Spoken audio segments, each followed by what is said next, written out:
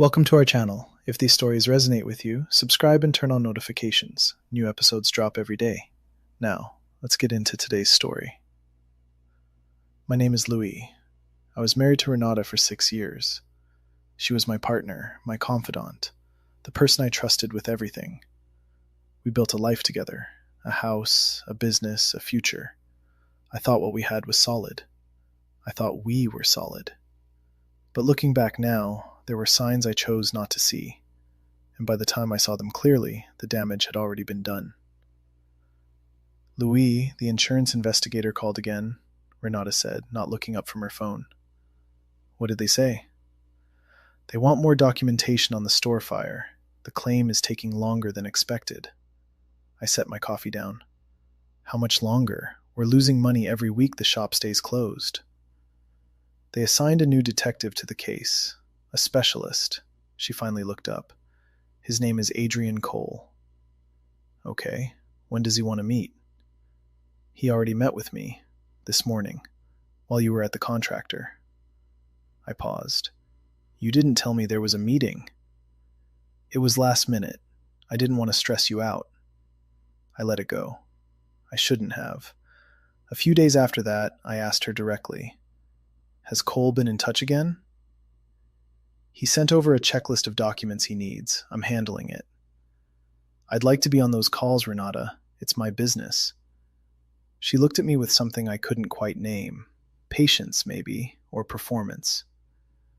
Luis, you've been running on 4 hours of sleep and arguing with contractors every day. Let me carry this part. That's what partners do. I know. I just want to stay informed. You are informed. I'm telling you right now, aren't I? I nodded. She went back to her phone. That was the moment I should have pushed harder. Instead, I told myself she was right. She was managing the stress. She was being a good partner. I believed that for another 3 weeks. 2 weeks later, my friend and former business partner, Dominic, stopped by the house while Renata was out. You doing okay? He asked, sitting across from me at the kitchen table. Tired. The insurance claim is dragging. The detective keeps requesting new documents.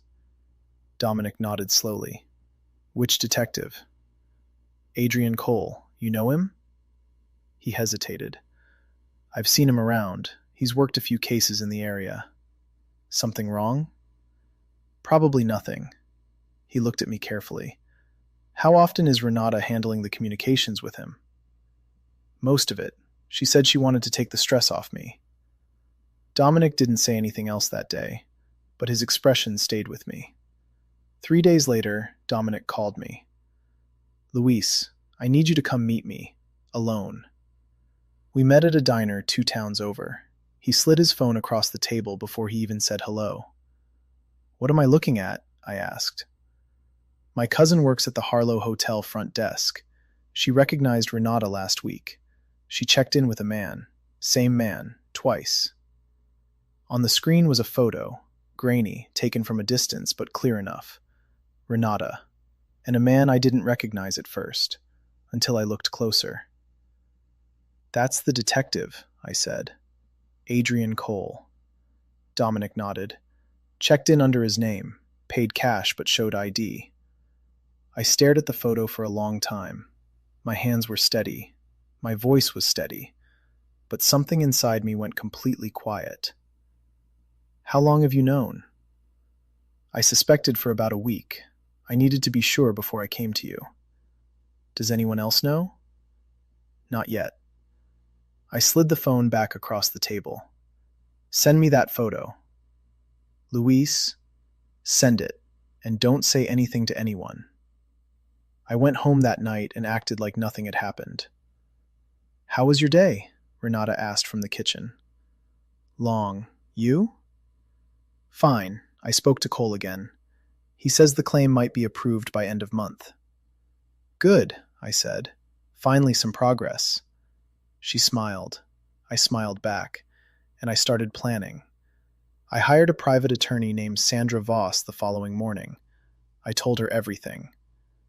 So the detective handling your insurance claim is sleeping with your wife, Sandra said flatly. Yes. and he has direct influence over whether your claim is approved or denied. Correct. That's fraud, Luis. Insurance fraud, breach of fiduciary duty, potential criminal misconduct. She leaned forward. We need more than a hotel photo. I know. What do I need? Documented communication between them, proof that the claim is being manipulated, financial records if money changed hands, anything that shows coordination. Give me 2 weeks. Over the next 14 days, I became someone I didn't recognize. Calm, methodical, quiet.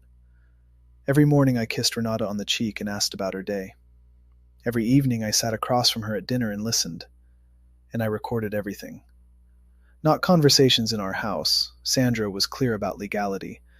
But I hired a licensed investigator, a woman named Petra, who specialized in corporate surveillance. Within a week, Petra had delivered. They've been meeting at the hotel every Tuesday and Thursday, she told me during a call. I have time-stamped footage from the parking lot on 4 separate occasions. And the claim? That's where it gets interesting. I heard her clicking through files. Cole submitted a supplemental report to the insurance company recommending full approval, 1 day after their second hotel meeting. He also flagged a competing contractor bid as fraudulent, a bid that was legitimate. So he was manipulating the outcome. It looks like it, yes. He may have been steering the payout to benefit a third party. We're still tracking that. Keep going, I said. I need everything. Meanwhile, I kept the act running at home. One evening, Renata sat beside me on the couch and put her hand on my arm. You seem calmer lately, she said. Do I? Yeah, less tense. I think stepping back from the claim process helped you. You're probably right, I said. See? I told you I had it handled. You did. I looked at her. You always know what you're doing, Renata. She smiled and leaned her head on my shoulder. I stared straight ahead. Petra called me 2 days before the final meeting. Luis, I need you to hear this carefully. We found the LLC.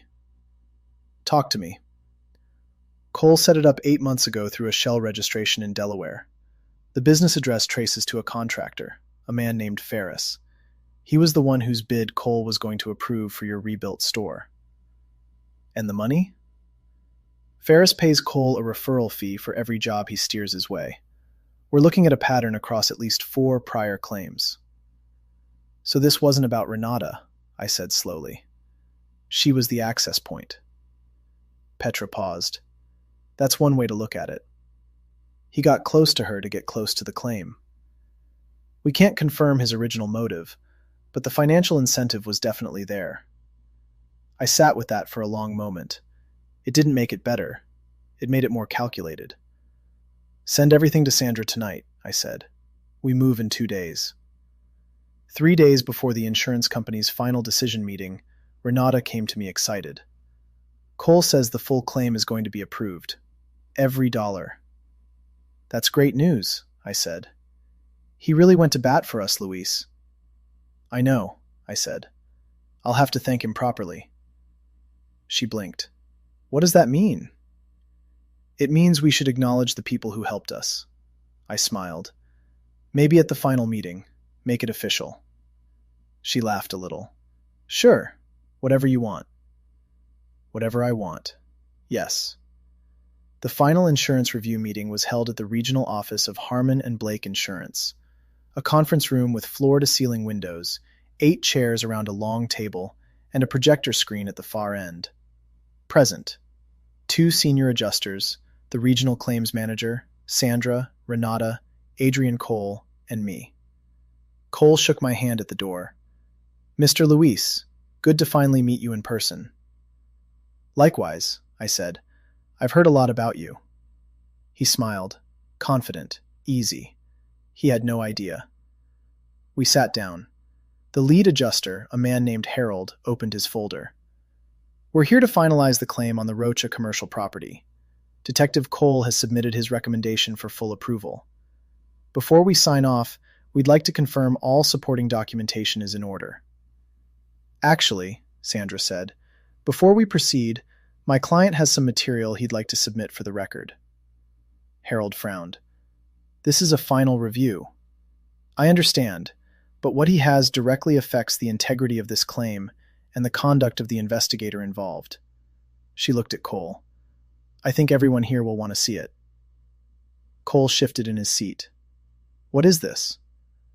I opened the folder in front of me and slid copies to each person at the table. What you're looking at, I said calmly, is a series of time-stamped surveillance photographs documenting 11 meetings between Detective Cole and my wife Renata at the Harlow Hotel. Meetings that took place during the active investigation of my claim. The room went silent. That's... Renata started. I'm not finished, I said. I nodded to Sandra, who clicked the remote. The projector screen lit up. This is a communication log. Text messages between my wife's secondary phone number and Detective Cole's personal cell. The messages span 6 weeks. They discuss the claim. They discuss me. And in one exchange, I pointed to the highlighted section.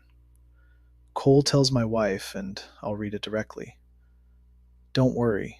I'll make sure the numbers work out. Just keep him calm. Cole's jaw tightened. This is fabricated. The phone carrier records are attached, Sandra said. Page 4. You're violating my privacy. You violated your professional ethics, Sandra said evenly. And the law. Harold looked like he'd swallowed glass. Detective Cole, did you have a personal relationship with the claimant's wife during this investigation? This is a setup, Cole said, his voice rising. Luis is trying to derail the claim because he's unhappy with the timeline. There are also financial records, I said. That stopped him. Page 7, Sandra said. A wire transfer of $8,000, I continued, from an LLC registered under a name I didn't recognize, until Petra traced it back to a holding company with one silent partner. I looked at Cole. You were going to take a cut. Renata stood up. Luis, please. Sit down, Renata. She sat. You were going to approve a manipulated claim, pocket a referral fee from the contractor you steered the job to, and send me the money with a smile. I closed my folder. Did I get that right? Cole said nothing. Harold pushed back from the table. I need to call legal. Now. He looked at Cole. You are not to leave this building. You can't, sir. Harold's voice was flat. Sit down. The second adjuster, a younger woman named Claire, was flipping through the documents with wide eyes. Mr. Rocha, she said quietly, how long did it take you to put all of this together? 2 weeks, I said. She looked at Cole, then back at me. And you came in here and sat across from him like everything was normal. I needed him comfortable, I said. Comfortable people make mistakes. Cole looked at me then, really looked at me, and for the first time, the confidence was gone. You planned this from the beginning, he said. From the morning after I found out, I said. Yes. Luis, Renata's voice cracked. Don't. I didn't look at her. Not here. Cole looked at me from across the table one final time. When he finally spoke, his voice was low. You don't know what you've done. I know exactly what I've done, I said. In the parking lot afterward, Renata caught up to me. Luis, please let me explain. There's nothing to explain. I was lonely.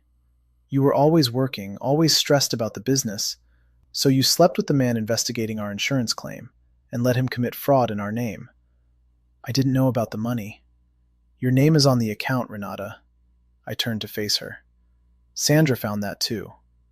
She went pale. The divorce papers will be ready by Friday. Don't come back to the house this week. She grabbed my arm. Luis, we can work through this. No, I said quietly. We can't. 2 weeks later, Sandra gave me the update. Cole surrendered his license voluntarily to avoid criminal trial. The DA is still deciding whether to pursue charges. The insurance company has opened a formal fraud investigation. They're looking at 3 other claims he handled. And Renata? Her attorney contacted me this morning. She's prepared to sign without contest in exchange for being removed from the fraud inquiry. Agreed. As long as she waives the business assets. Already in the draft. I nodded. Then we're done. Luis, Sandra paused. For what it's worth, you handled this better than most people would. I just needed to see it clearly, I said. Once I did, the rest was straightforward.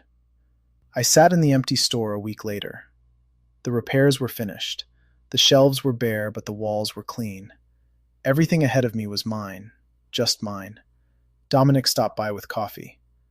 How do you feel? He asked. Lighter than I expected. No regrets? About the marriage? Yes. About what I did? Not one. He handed me a cup. What's next? Reopen. Rebuild. Move forward. I looked around the space. This place almost got taken from me by someone I trusted, and someone I never should have. But it didn't. No, I said. It didn't. We stood there for a moment in the quiet. You know what the worst part was? I said. What? She never once thought I'd figure it out. I took a slow sip. That says more about how she saw me than anything else. Dominic nodded. Good thing she was wrong, he said. Good thing, I agreed. If you enjoyed this story, don't forget to like, subscribe, and share.